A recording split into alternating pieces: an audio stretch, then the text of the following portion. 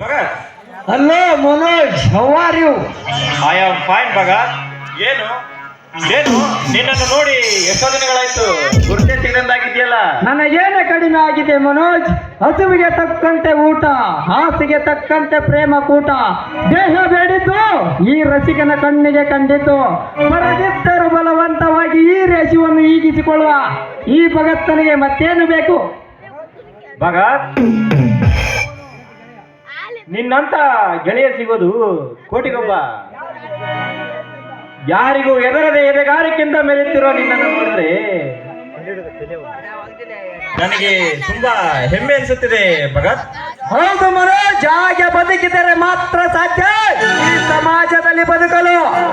ಮನೋಜ್, ನೀನು ಬಂದಿದ್ದು ಒಳ್ಳೆಯದೇ ಆಯ್ತು. ನಿನ್ನ ತಲೆಯಲ್ಲಿ ವಿಷದ ಬೀಜವನ್ನು ಬಿತ್ತಿ ನಿನ್ನ ಅಣ್ಣ ಅತ್ತಿಗೆಯನ್ನು ಬೀದಿ ಪಾಲ್ ಮಾಡಲೇಬೇಕು. ಮನೋಜ್, ನಿನ್ನ ಕಾರಣದಿಂದ 3 ದಿನಗಳ ಹಿಂದೆ ನಿನ್ನ ಮನೆಗೆ ಹೋಗಿದ್ದೆ. ಆದರೆ ನಿನ್ನ ಮನೆಯಲ್ಲಿ ನಾ ಕಂಡಿರುವ ಸನ್ನಿವೇಶನೇ ಬೇರೆ. ಭಗತ್, ನನ್ನನ್ನು ಕಾಣಲು ನಮ್ಮ ಮನೆಗೆ ಹೋಗಿರುವೆಯಾ?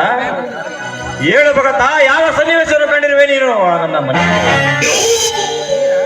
ಬೇಡ ಮನೋಜ್, ನಿನ್ನ ಮನೆಯಲ್ಲಿ ನಡೆದಿರುವ ಸನ್ನಿವೇಶವನ್ನು ಭಂಗಗೊಳಿಸಬಾರದೆಂದು ಬಾಗಿಲಿನಿಂದ ಮರಳಿ ಹಾಗೇ ಬಂದೆ. ಮನೋಜ, ಅಲ್ಲಿ ನಡೆದಿರುವ ಕೆಟ್ಟ ದೃಶ್ಯವನ್ನು ನಿನ್ನ ಎದುರು ವಿಸ್ತರಿಸಿದರೆ ನೀನು ನಂಬಿದ ಹಾಲು ವಿಷವಾಗುವುದು, ತುಂಬಿದ ಮನೆ ಒಡೆದು ಹೋಗುವುದು. ಆ ಪಾಪದ ಕೆಲಸ ಮಾಡುವ ಪಾಪಿ ನಾನಾಗಲಾರೆ. ಭಗತ್, ಭಗತ್, ಆ ವಿಷಯವನ್ನು ಹೇಳ್ದ ಹೋದ್ರೆ ನಿನ್ನ ಎತ್ತ ತಾಯಿ ಮೇಲೆ ಆಡೆ ಗೆಳೆಯ. ಮನೋಜ್, ಆ ಪಾಪದ ಪ್ರಸಂಗವನ್ನು ಈ ಬಾಯಿಲಿಂದ ಹೇಗೆ ಹೇಳಲಿ ಗೆಳೆಯ? ಆದರೂ ಹೇಳುತ್ತೇನೆ. ನಿನ್ನ ಕಾಣಲೆಂದು ನಿನ್ನ ಮನೆಗೆ ಹೋದೆ.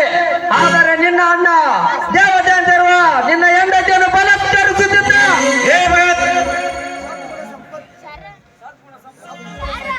ಸದ್ಗುಣ ಸಂಪನ್ನ ಕರತಿ ಅಂತ ನಿನ್ನ ಹೆಂಡತಿ ಬೇಡ ಬೇಡ ಎಂದರು. ನಿನ್ನ ಅಣ್ಣ ಕಾಮಕ ಬಲವಂತವಾಗಿ ಬಲತ್ಕರಿಸುತ್ತಿದ್ದ.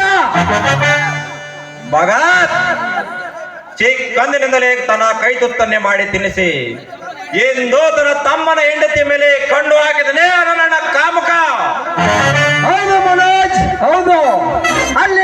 ಅಲ್ಲಿ ಕಾಣದಿರುವ ಕೆಟ್ಟ ದೃಶ್ಯವನ್ನು ನೋಡಿ ನನ್ನ ಕರಳೆ ಕತ್ತರಿಸಿದಂತೆ ಆಯಿತು.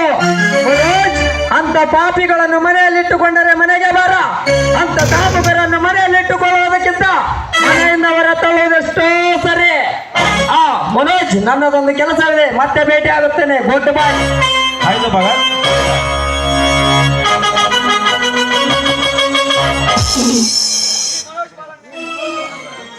ಈ ಮನೋಜನ ಬಾಳನ್ನೇ ಹಾಳು ಮಾಡಬೇಕೆಂದು ಮೋಸದ ಬಲೆ ಹಿಡಿದೆಯ ಪಾಪೆ. ಅಂದು ನನ್ನ ಹೆಂಡತಿಯನ್ನೇ ಬೇಡ ಎಂದು ತಿರಸ್ಕರಿಸಿ ಇಂದು ಅದೇ ನನ್ನ ಹೆಂಡತಿಯ ಮೇಲೆ ಕಾಮದ ಕಣ್ಣು ಚೆಲ್ಲಿದೆಯಾ ಕಳ್ಳ ನನ್ನ ಮಗನೇ.